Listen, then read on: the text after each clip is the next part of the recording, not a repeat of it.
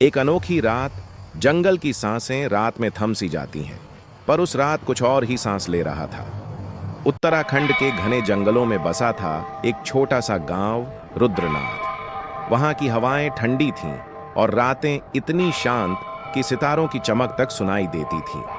गांव के किनारे एक पुराना हवेली थी, जिसके बारे में लोग फुसफुसाते थे। कहते थे, वहां रात को कोई अनजान आहटें सुनाई देती हैं। कोई उस हवेली के पास रात में नहीं जाता था, सिवाय एक व्यक्ति के, केदार, एक नौजवान जो रहस्यों का पीछा करने का शौकीन था। केदार को गांव वालों की कहानियां हास्यास्पद लगती थीं। भूत प्रेत, ये सब मन के वहम है, वह हंसते हुए कहता। एक रात पूर्णिमा की चांदनी में उसने ठान लिया कि वह हवेली की सैर करेगा। अपने कंधे पर एक थैला, हाथ में टॉर्च और दिल में उत्साह लिए वह निकल पड़ा। हवेली का दरवाजा खुला था, मानो किसी ने उसे पहले ही आमंत्रित कर रखा हो। अंदर कदम रखते ही ठंडी हवा का झोंका उसके चेहरे से टकराया। दीवारों पर पुरानी तस्वीरें थीं, जिनमें चेहरों की आंखें जीवंत लग रही थीं। कौन है यहां? केदार ने ऊंची आवाज में पूछा, पर जवाब में केवल उसकी गूंज लौटी। वह ऊपरी मंजिल की ओर बढ़ा। सीढ़ियां चरमराईं, जैसे कोई उसके साथ कदम मिला रहा हो। एक कमरे में उसे एक पुराना दर्पण मिला, जिसका शीशा धुंधला था। उसने टॉर्च की रोशनी दर्पण पर डाली और उसका दिल धक्का से रह गया।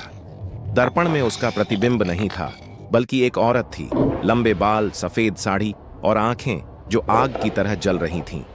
तूने मुझे क्यों बुलाया? उसकी आवाज हवेली में गूंज उठी। केदार के हाथ से टॉर्च छूट गई।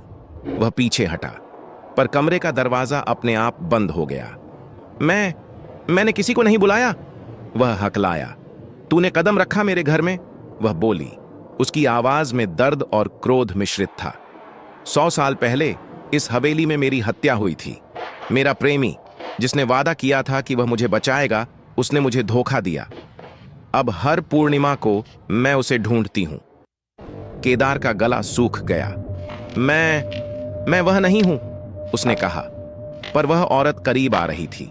तभी उसने अपनी जेब में पड़ा एक पुराना ताबीज निकाला, जो उसकी दादी ने दिया था। उसने ताबीज को हवा में लहराया और एक चीख के साथ वह औरत दर्पण में वापस खींच ली गई। केदार भागा। हवेली से बाहर निकलते ही उसने पलट कर देखा। वहां कुछ भी नहीं था, सिवाय चांदनी में चमकती खामोशी के। गांव लौटकर उसने किसी को कुछ नहीं बताया, पर उसकी आंखों में अब एक अनकहा डर बस गया था।